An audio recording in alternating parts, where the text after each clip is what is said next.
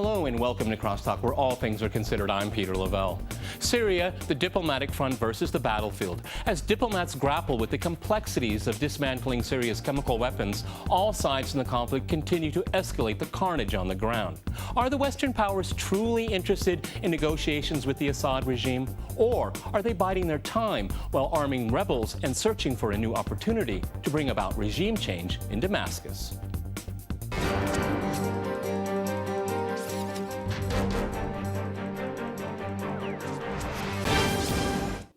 To crosstalk the war in Syria, I'm joined by Elizabeth Ferris in Washington. She is a senior fellow at the Brookings Institution.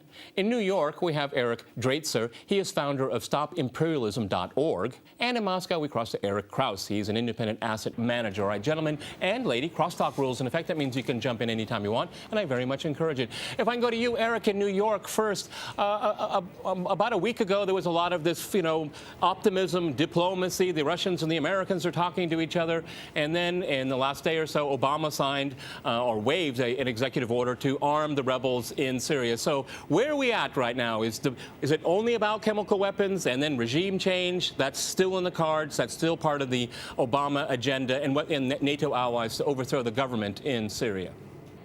Well, certainly we've seen that regime change has been on the table really since the beginning.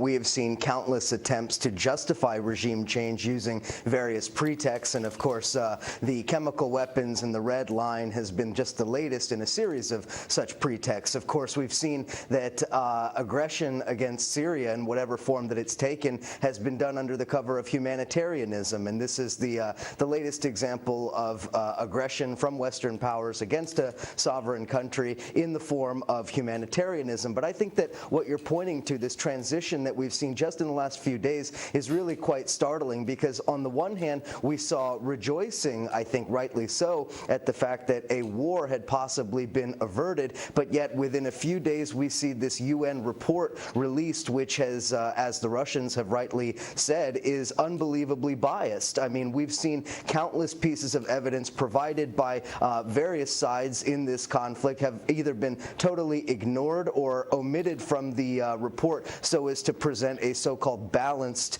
report from the UN inspectors. Of course, in the form of balance, what they really mean is not implicating those forces which have been implicated according to various investigations. And I would just point out as well that the investigation that was conducted by the UN inspectors is really a farce, something conducted in the span of just a few days under the chaperoning of so-called rebel opposition fighters, and proving once again that any UN inspector team will have to be truly objective and truly unbiased to present any kind of an unbiased report. Instead, what we've seen is a political document designed to couch the intentions of the Western powers in Syria. All right, Eric, let me go to Elizabeth in Washington. If I could sum up what Eric just said there's the smoking gun.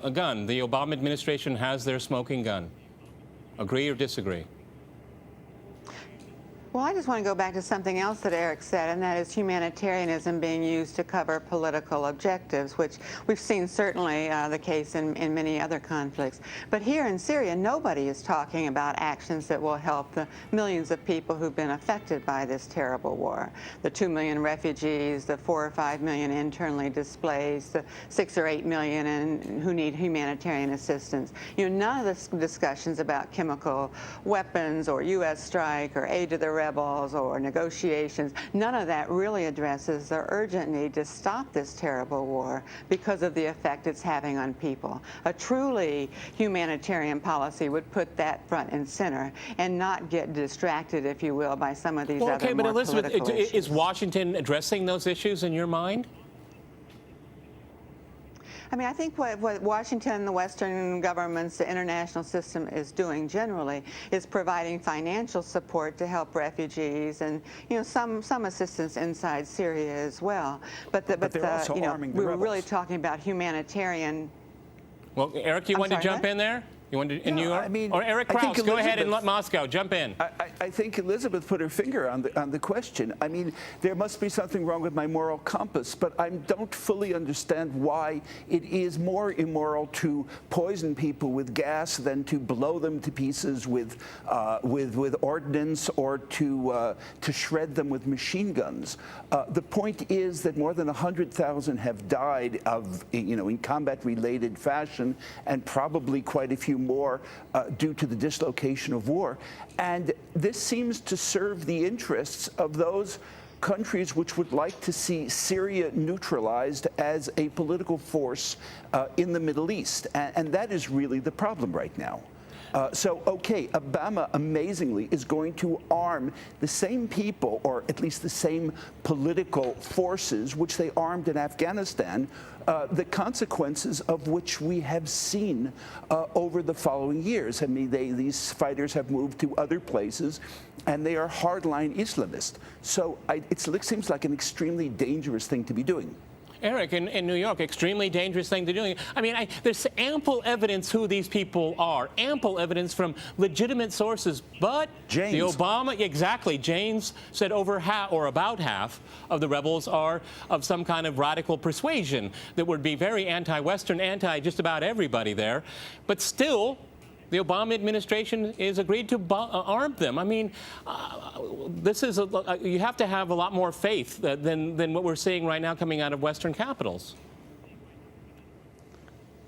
Yeah, and I would also just point out that whatever numbers people throw out there regarding the composition of the opposition in Syria is somewhat irrelevant, because whether the so-called Free Syrian Army and the secular opposition, as it's referred to in the United States, regardless of what their numbers are, they are not the effective fighting force on the ground. Any military strategist, any political observer who's been following the situation in Syria closely can tell you without any doubt at all that it is the Nusra Front, it is the Islamic State in Syria, it is these various other jihadi organizations which are really carrying the water on the ground. It is those jihadi organizations which have allowed whatever victories that the Free Syrian Army has claimed to be their own. And I don't think that anybody's ignorant of this fact, whether we're talking about Moscow or whether we're talking about Washington. But I also wanted to return to something Elizabeth said earlier. She mentioned that humanitarianism should be front and center in this conflict. While, of course, I don't disagree, I think that would put her at odds with some of the people at her own organization over there at the Brookings, because we, of course, remember the very, very important Brookings document, Saving Syria, Assessing Options for Regime Change, which was released over a year ago. And in that document, which was put together by some of the leading, policy wonks in the U.S. political establishment, in that document, they lay out very clearly that the case for war in Syria, that the conflict in Syria is about regime change, and that it is about strategic interest, the strategic interests of Washington, the strategic interests of Israel, the strategic interests of the Saudis and the Qataris, though perhaps it's more subtextual than overt. All of that is included in there, so we shouldn't be sort of whitewashing this entire conflict as if it's about one thing or the other. We know it's about regime change. We know this is for geopolitical reasons that we could go into later, I'm sure, but I don't think that we should distort what's happening. Elizabeth, I'm not going to ask you to speak for that report, but would you react to what Eric had to say? Sure. I mean, first of all, Brookings is a collection of independent scholars. We all have different views, and there's no effort to have a common position. And certainly I have long arguments with some of my colleagues about some of the foreign policy implications of actions that are being taken by the U.S. government, the UN, and other actors. Many people who work on political and strategic issues tend to assume that the humanitarian side is easy. Well, let me tell you, it isn't easy. It isn't easy providing assistance to hundreds of thousands of refugees who come into a country, and concerns about the political spillover. Well, Elizabeth, with all due respect, Elizabeth, do you think that America's allies in the region, Saudi Arabia, Qatar, Israel, are interested in the humanitarian angle at all? I think there is an interest. I mean, you see that in terms of the assistance that's being given by Gulf states, including Saudis, directly to refugees in some of the countries. I think there is a humanitarian interest, and I also think that governments everywhere use humanitarian means to further foreign policy objectives. That's kind of a global phenomenon. Well, I mean, if I go back to Eric in New York, I think the assistance is bullets and military hardware. That's the assistance I tend to think of coming from those regional actors. Of course it is. Look, I mean, we have recently published reports which have sort of verified the suspicions of many observers around the world regarding the role of the Saudis on the ground in Syria. The reports regarding Prince Bandar bin Sultan and his connection, of course, as we know, for many years to the political establishment, not only in Saudi Arabia, but also in the United States, having earned him the wonderful moniker Bandar Bush. So we see that the Saudis, as well as the Qataris, who are really in charge of a lot of the financing, a lot of the funneling of weapons via Turkey, via Lebanon, that these are not, disinterested parties, and these are not parties who are interested in humanitarianism. They're interested in furthering their own regional hegemony, their own aspirations, not only in the region, but to become economic powers. Remember that Qatar is the #1 gas exporter in the region. Israel intends to become one of the major gas exporters with their recent discoveries off the eastern Mediterranean coast. The Syria, Iran, Iraq pipeline has become a major threat for these powers. And so their interests are strategic and geopolitical, not humanitarian. I think that, again, I mean, I hate to come back to the same point, but I think that's a distortion. I think that's finding a pretext after the fact. Elizabeth, we'd like to react to that, and we'll ask Eric in Moscow about Russia's angle in the next part of the program. Go ahead, Elizabeth.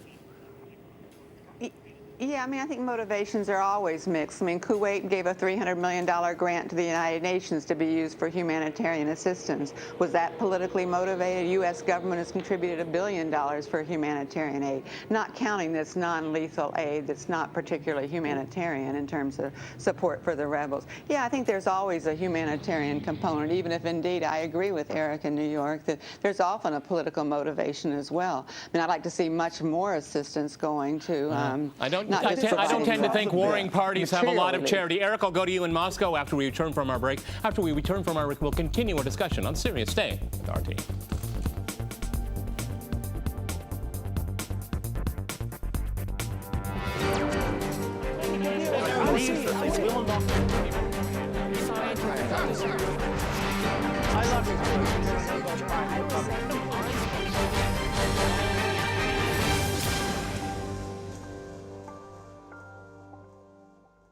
Okay, Eric, I'd like to go to you here in Moscow.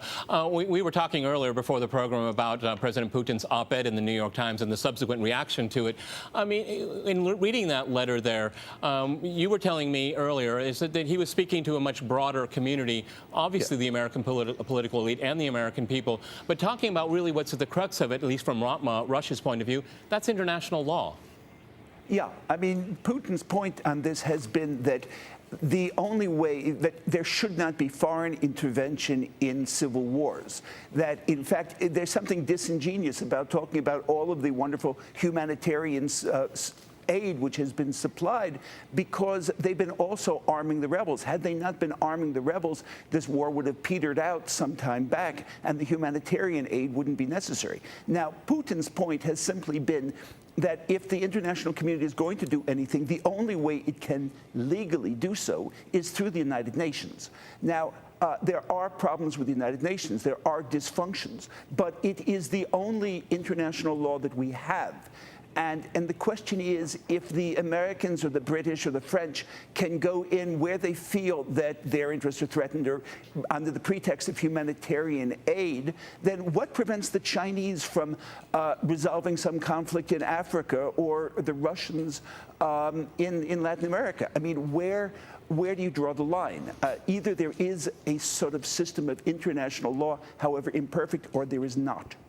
Okay, Elizabeth, it seems to me that, I mean, if you like Vladimir Putin or not, the op-ed is very interesting, even though it's been given a scathing reception by certain elements of the American political elite. I mean, ending this war through international law is a way out for almost all parties. Not one single party will get everything they want, but it could stop the war if we go down this path. That's why I started out with the chemical weapons. This could start a precedent for more negotiations. But it looks like the White House is not interested in that. Correct me if I'm wrong. I mean, I certainly don't speak for the White House, but I mean, I think that you're right that a negotiated political settlement based on international law and full respect for human rights is the way forward. I don't think that we're going to see a military victory by either the rebels or the Assad regime. That what we need is a negotiated political settlement, and there we need Russia and the United States and members of the Security Council. Well, I mean, Elizabeth, and I said in my introduction, in. do you think Washington is interested in? I know you don't speak for the White House, but do you think Washington is interested in sitting down and talking to Assad? After all, he has to go. I mean, I think that there's definitely interest in pursuing negotiations, and I hope that Geneva 2 finally takes off and comes to pass, and there are negotiations. I'm not sure about the formula the negotiations would take, you know, who on the rebel side would be represented. What about that vast majority of Syrians who are neither pro-Assad or pro-rebels, but just wanting an end to this terrible war? How it would be structured, I'm not sure, but definitely there's interest in pursuing a political solution. Eric, in New York, I get the impression that the White House and Western capitals have no interest in the people on the ground whatsoever. They have a geopolitical goal. They stated it. He must go. We have a lull in the action. We have to get rid of those pesky chemical weapons because they could be used against anyone. And I think that's rationality ruled there. But once you move this aside, it's business as usual, the carnage as usual. Yeah, I would agree with that. And I would also add that, you know, despite, I think, Elizabeth's hopeful, you know, words, and I think she's absolutely correct on the notion that a political settlement is the ideal solution here, it's not feasible, because even if you look at the recent articles from Reuters and McClatchy and, you know, the AP, and you get the quotes from the so-called leaders of this rebellion, of the opposition, particularly the leaders of the Free Syrian Army, they are unwilling to sit down at the table. They've said it expressly. Not only are they unwilling to negotiate with Assad or any Assad's representatives, they're unwilling to meet with the Russians in any kind of real roundtable discussions. More to the point, they're unwilling to even cease fire for UN weapons inspectors. We saw an article, I think, of about 3 or 4 days ago or so, where one of the leaders, I think Qassam Sadadine, one of the leaders of the Free Syrian Army, who says they don't guarantee the safety of the UN inspectors. So you're talking about negotiation when one side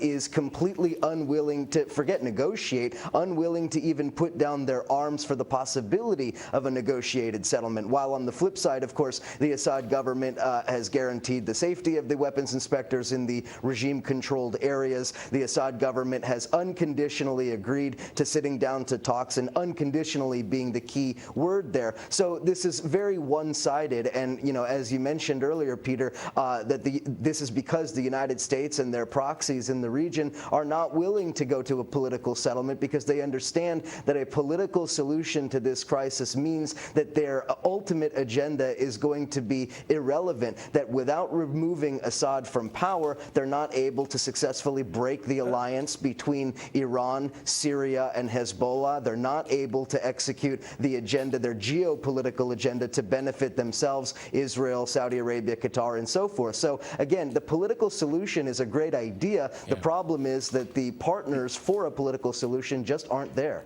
Eric, in Moscow, it looked like you wanted to jump in there, because it seems interesting to me is that the rebels are fighting each other as well. The rebels are killing each other. Go ahead, Eric. Disingenuous here.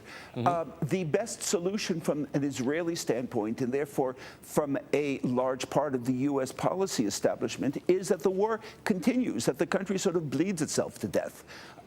They don't want, I would assume at least, that they do not want the radical jihadist factions to be victorious. They certainly don't want Assad to be victorious. It's beginning to look a little like the 30 Years' War. The idea is that it's going to come with the outside intervention on one side or the other. Eventually, there's not going to be anything left to fight over. You're going to bomb it, and you're going to make the rubble jump.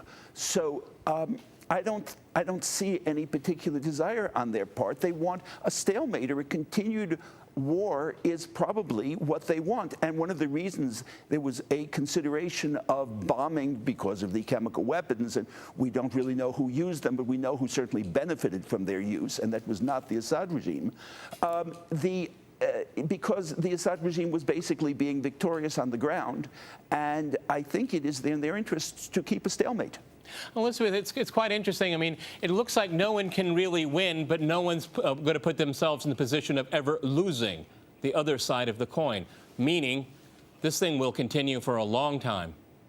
That's what people in the region are saying. They're talking about a protracted war with protracted humanitarian consequences.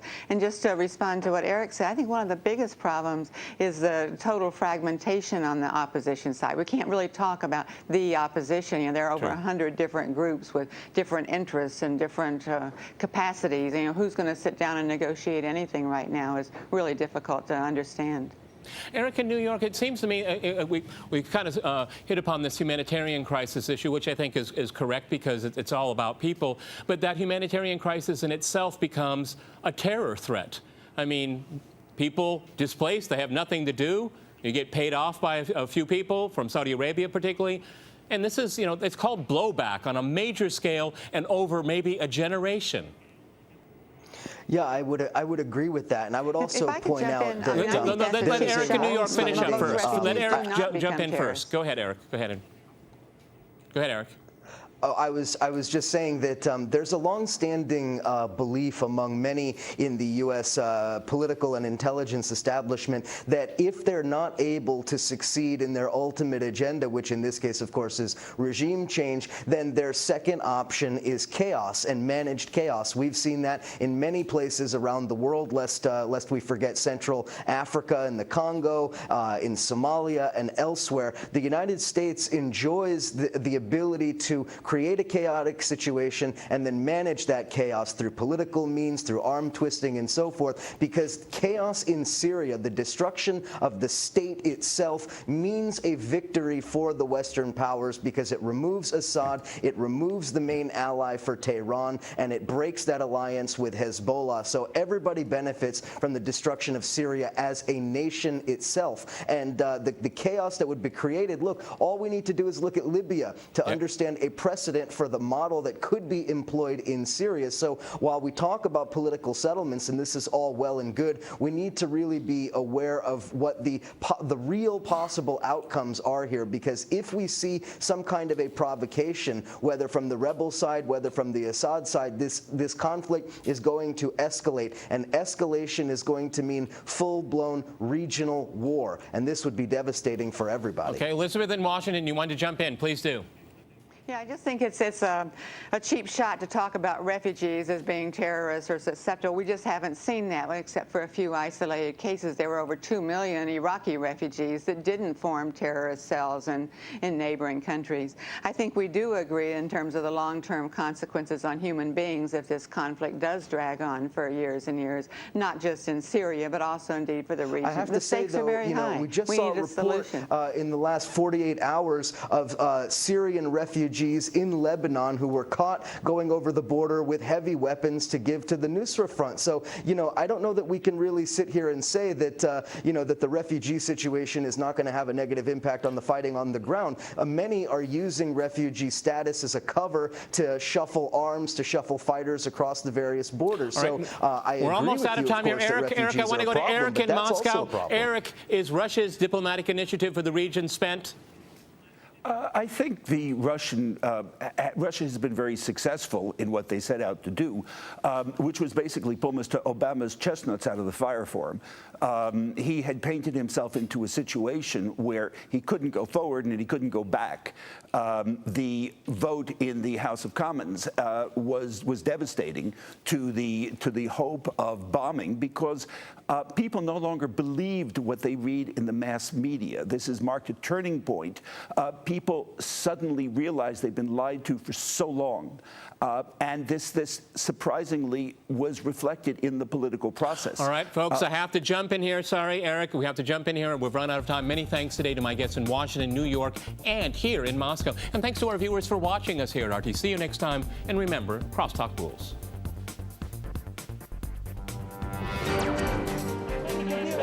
believes that this will not continue. I love